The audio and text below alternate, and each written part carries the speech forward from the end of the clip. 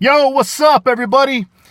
How's it going on Facebook land, YouTube, Instagram, social media land?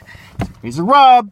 I'm here this time today. I think we're going to do a little different rant. Today's rant's going to be about PT, personal training. I know it's got a bad rap, but it's what I do, and now I'm doing more and more and more. I guess, I just, little by little, just started one client and then two, and it's starting to, where I'm just doing this, and I didn't think I would, but, if the need's there, supply and demand. Anyway, I have some obligations I have to a couple of friends. They want to talk about getting fit, resolutions. They're in the gym, of course, they want to stick with it. I don't blame them. I see a lot of people come and go. I would roughly estimate the percentage, probably around 60% probably stay, nowadays. That's good. It's gotten better. I see a lot of people in the gym that talk to me every day. A lot of people calling me, texting me, emailing me. So today's Razor Rob rant is going to be about PT, how to PT yourself. Okay. If you're going on your own, there's a lot of people that you pay to, train you online and all that shit. I'm thinking about maybe I should do that if it's a little too complicated for a lot of people, but here's the basics.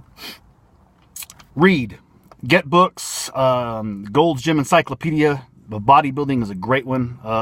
Sliced, Negrita Jade, that's another excellent one for dieting and nutrition. We got Periodization Breakthrough. We got Arnold Schwarzenegger Encyclopedia of Bodybuilding. There's a lot of them. Most of the best ones were 80s, 90s. Nowadays, there's Peter Sisko, John Little. I think that's the last one I bought. Body Opus.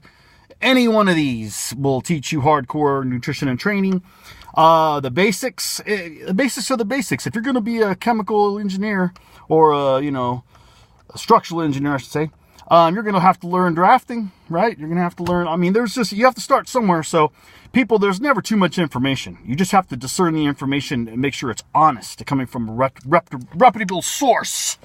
Okay, look, I don't ever do this, but I'm going to get it over with. I'm going to take you around, and I think I can show you. I don't know if I can flip the camera back, but let's try.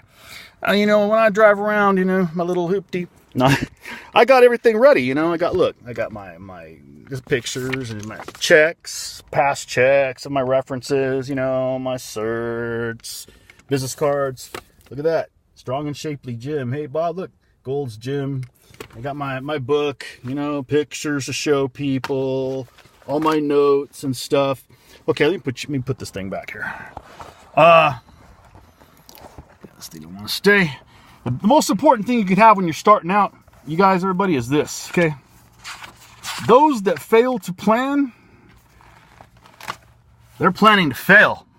Okay, so you got to get everything. This thing, look, little books right here, these little training journals, they're probably the best one. I could find it. It's got, workouts and stuff down there that I already wrote. So just little sample workouts. It structures you. It gives you, structure. And you got your nutrition journal. A little book like that. This one I got from APT.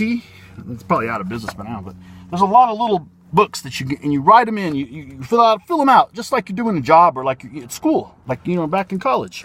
You're taking a course, and that's what you really are doing. You're taking a course. It's a phys ed course, and it's called fitness or getting in shape. And there's a difference. Everybody gets mixed up. I'm here, Razor Rob's here to tell you the shit that nobody else wants to tell you because they don't know how, or they've never been told, so they can't relay the information, or they don't care. Most of the time, they don't give a shit, What's the difference between being fit and being in shape? We all have heard that BMI. I see that shit going around on social media, the BMI index. What they don't tell you about the BMI, I'm going to go real fast because I got a client. What they don't tell you about the BMI index is, that's why I call it Razor Rob's rant. That's designed for a sedentary ectomesomorph, mostly ectomorph. So how do I know if I'm an ectomeso or endomorph? That's called a somatotype. Now, it's a bone structure. It means there's a lot, glandular, muscular, there's also bigger muscles, smaller muscles, longer muscles. So saying it's just bone structure, it isn't. It's mostly bone structure and what's associated with bone structure, as in, i.e. development of the physiological human body. through bone structure. That bone structure is the identification. So it's a somatotype. Bone structure, but also intestinal tract, also pituitary glands. I mean, you name it. They're all different, and they all kind of phase into each other, and some of them even have characteristics of opposites. So it's a typecasting that's not set in stone. So don't quote me on all this shit, you know. But when I was back in New York Sports Club, people wanted to know their somatotype, and New Yorkers, they want to know shit like that, you know. I tell them it's an easy test. It's not for everybody. It doesn't mean it works all the time, but a very easy test, guys and girls, women and men. Get your two fingers, your long fingers like this, okay? Touch them together, and with the round part of your hand, of your thumbs, wrap it around. I'm gonna put my leg up here. You guys remember these pants? The hot skins. Okay, if I can do this shit. Wrap it around, straight, wrap it around. Now you put the fingers in the crease between your calf and your hamstring, the calf right there, and wrap this around your kneecap. Okay, I can touch. Some people can overlap, and some people can't touch. Okay, so if you can't touch, no matter how hard you push, chances are you are endomorphic. If you can touch, you're either meso, a little bit of endo into meso, or ecto into meso, but you're pretty much meso, the medium, and you can touch. If you can overlap, you are a small bone frame, and you are an ectomorph. Okay, and this works for men and women. So that's an easy way to test. It goes endo, anything out here is endo. You can't touch for shit. You can touch, okay? Meso, you get your fingernail bed, and you can actually go into the phalanges, into your fingers. Some people can have that small of joints, of knee joint. So that's an easy, quick test. The other stuff, height and all that other stuff, it confuses you. So you can do it on yourself with your fingers.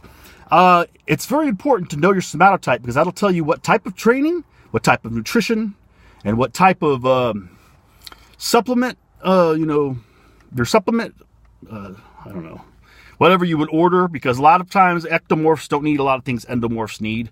So, and also mesomorphs need a lot more of the other two somatotypes. So it's getting a little bit, frustrating sometimes to know all the things. But like I said, the books, they tell all you this stuff. So I find out first the somatotype of the client. Then I take a body fat test. The dreaded body fat test. You got to know what you're working with, because you have mass, and then you have lean body mass. Okay, the mass includes, a lot of people say, I only got 10 pounds of extra mass, and I'm running they say they have like 198 lean body mass, and they weigh like 205. I said, so you have a hollow skeleton? What is your skeleton made of titanium? That's a dick. Anyway, no, your skeletal structure, okay, all your organs, your intestinal tract, your brain, okay, heart, all the, everything. It all weighs something, people. It has weight. So what you're looking at is not just body fat or muscle. It's not just body fat or muscle. There is other weight on your body. So bear that in mind when you hear all this body fat bullshit.